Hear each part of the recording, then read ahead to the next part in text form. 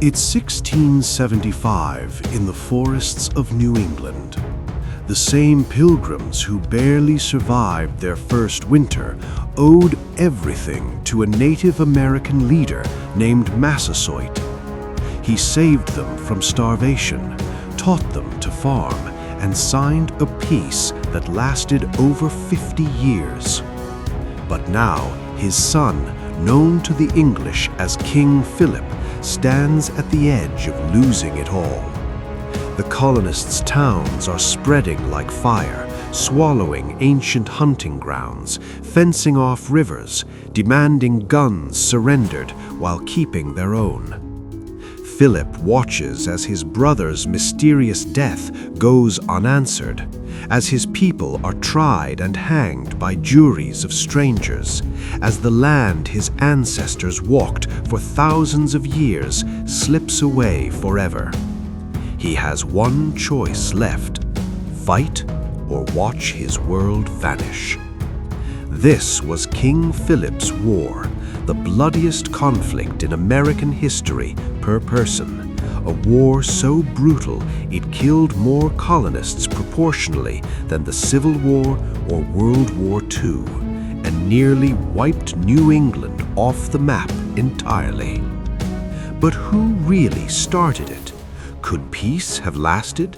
And what happened when two worlds collided with no way back? Stay with me, because this forgotten story changes everything you think you know about America's beginning. If you've felt the weight of this story, there are countless more waiting to be told. Subscribe to War Tales, where every war has a heartbeat and every soldier's story is remembered. In the early days of the New World, when the forests of New England stretched like an endless green sea, a fragile peace held between the English settlers and the native peoples. The land was rich with rivers teeming with fish, fields ripe for corn, and woods alive with deer. For decades it had been this way, ever since the Pilgrims first stepped ashore in 1620, half frozen and desperate. They owed their survival to Massasoit, the great sachem of the Wampanoag people. He had shared food from his stores, taught them to plant maize with fish buried in the soil for nourishment, and forged a bond that promised mutual protection. No blood would be spilled between them, or so the treaty said. Massasoit's people, the Wampanoag, lived in villages along the coast, from the bays of what would become Massachusetts to the islands off Rhode Island. Their homes were sturdy wigwams of bark and reed, where families gathered around fires to tell stories of ancestors and spirits. They hunted, fished, and farmed in harmony with the seasons, honoring the land that sustained them. The English, with their wooden houses and fenced fields, brought strange ways: iron tools, woven cloth, and a god who demanded worship in stone churches. At first, the differences sparked curiosity more than conflict. Trade flourished: furs for kettles, wampum beads for knives. But as more ships arrived from across the ocean, carrying families hungry for land, the balance began to tip. Massasoit grew old watching his world change. His people whispered of the newcomers' endless appetite for soil, how they cleared forests without asking and let their cattle trample native gardens.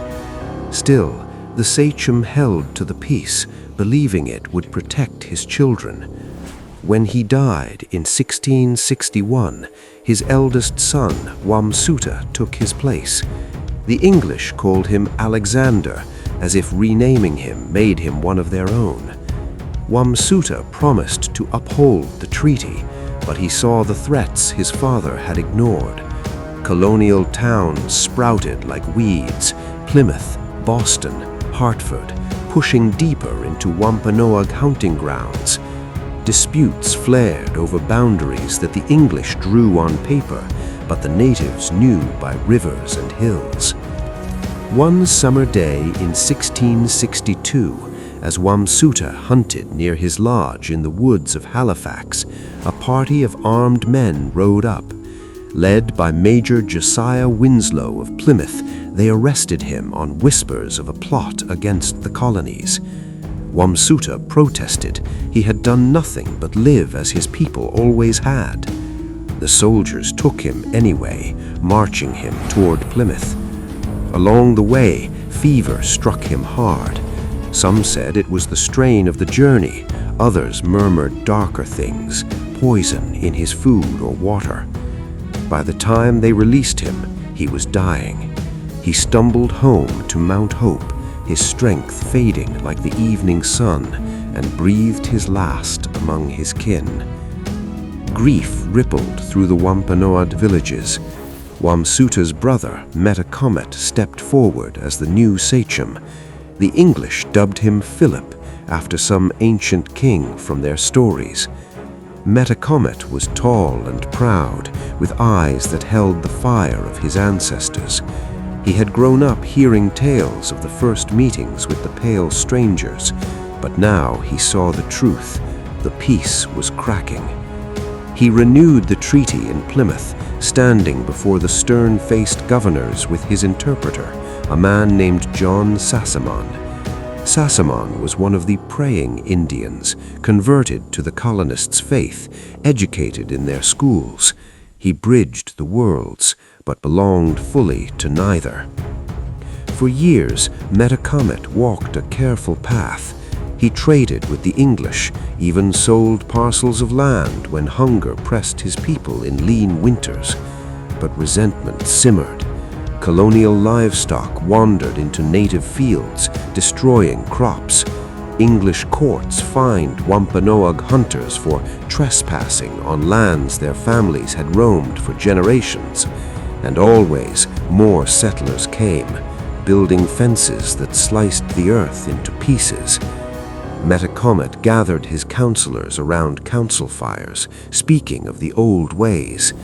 He said, "Our fathers gave them shelter. Now they take everything. How long until we have nothing left?"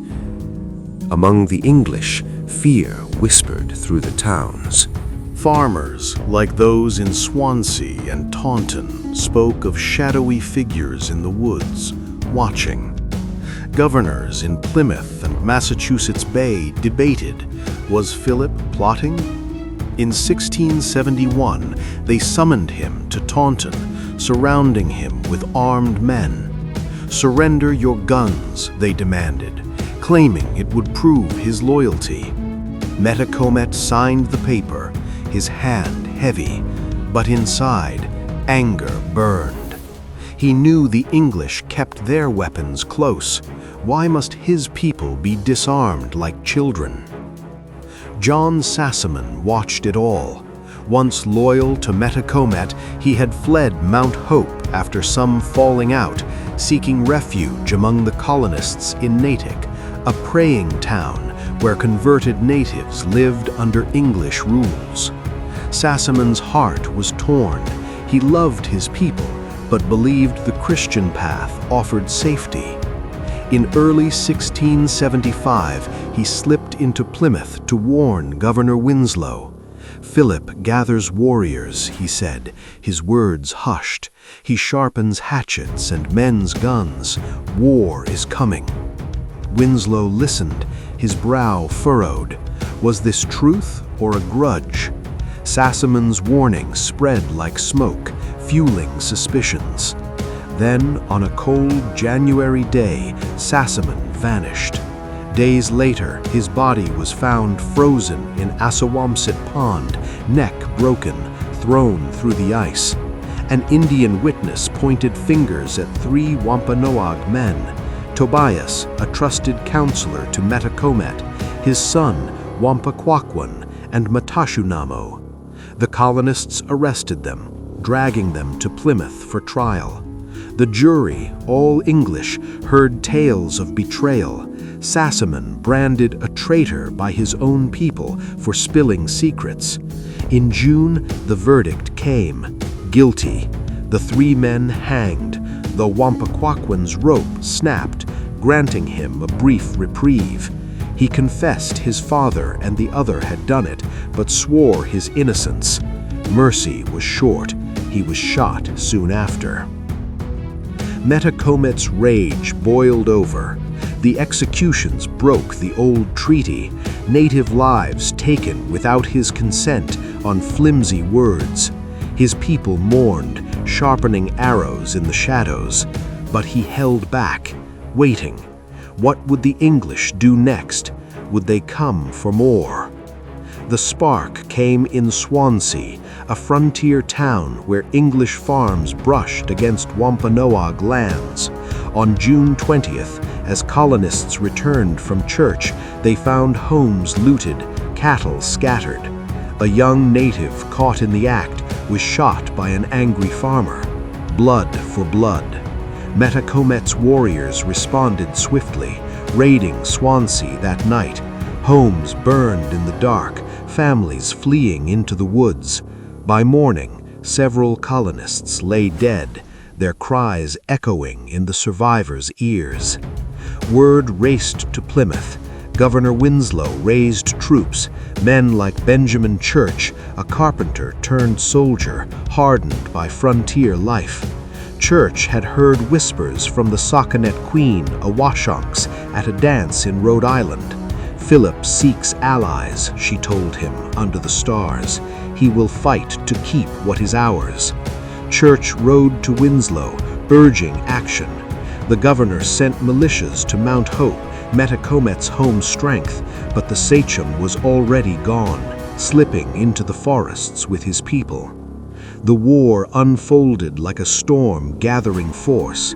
In late June, Wampanoag warriors struck Rehoboth and Taunton, flames lighting the night sky.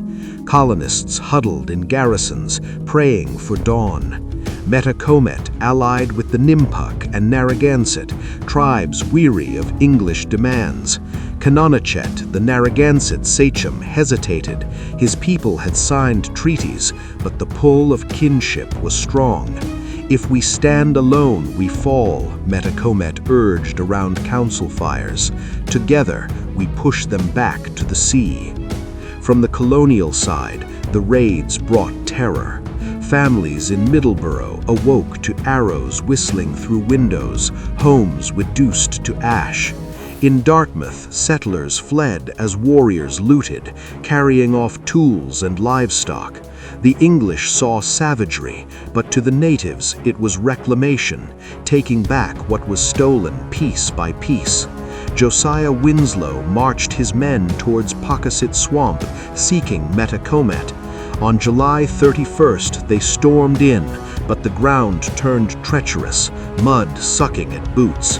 Ambushes came from the trees. 5 colonists fell, their comrades dragging them out under fire. Metacom escaped again, his heart pounding with the thrill of survival. But how long could he run? Rehoboth burned next, then Providence utterly destroyed. Canonchet, captured in April while scouting, faced the colonists' justice. Handed to the Mohegans, he met his end with defiance, quartered and beheaded. His loss broke the Narragansett spirit, but not their fight.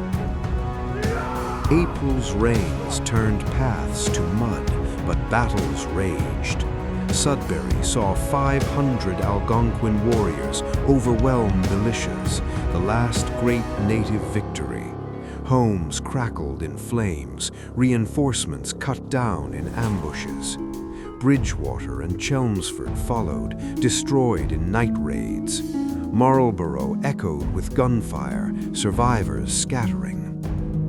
Mary Rowlandson's release came in May, ransomed at Redemption Rock. She returned changed, her story a bridge between worlds, but vengeance followed. At Great Falls, Captain William Turner's men attacked a native fishing camp at Pescomscoot. 200 died in the dawn assault, bodies tumbling into the rapids. Retaliation came swift. Hatfield raided, 7 colonists lost. June turned the tide. At Hadley, colonial forces repelled 250 natives, scattering them. Amnesty offers drew some to surrender, weary of endless flight. But Metacom pressed on, his band dwindling. In July, at Nipsachuck Swamp, Major John Talcott's troops ambushed Narragansett, killing 171. Queen Quiapen, Canonchet's kin, fell there, her people enslaved. Benjamin Church hunted relentlessly. In late July, he captured Metacom's wife and son near Bridgewater, selling them into distant bondage. The sachem's heart ached, his family torn away. "They take everything," he whispered to his remaining warriors. Taunton repelled an attack, but the noose tightened. August brought the end. Church's men, guided by John Alderman, a converted Wampanoag, tracked Metacom to Mount Hope. In the misty dawn of the 12th, shots rang out. Metacom ran, but Alderman's bullet found him. The great sachem fell in the underbrush, his body dragged out like a trophy. His head was severed, mounted on a pike in Plymouth for years, a grim reminder. Without Metacom, resistance crumbled. Onawan, his chief captain, surrendered in late August near Squannaconk Swamp. Scattered bands fought on, especially in the north, where Wabanaki held Maine's coasts. Raids continued into 1677, towns like Casco Bay enduring sieges, but exhaustion won. On April 12, 1678, Sir Edmund Andros signed the Treaty of Casco, ending the northern fights with promises of corn and peace. The war left scars deeper than any battle. Thousands dead, natives starved, enslaved, scattered, colonists' towns in ruins, families broken. New England teetered on erasure, its people forever changed. Metacom's dream of reclaiming the land faded, but his spirit lingered in the woods, a whisper of what might have been.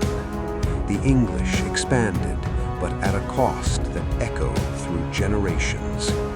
What if peace had held? The question hung in the air, unanswered. If you felt the weight of this story, there are countless more waiting to be told. Subscribe to War Tales, where every war has a heartbeat and every soldier's story is remembered.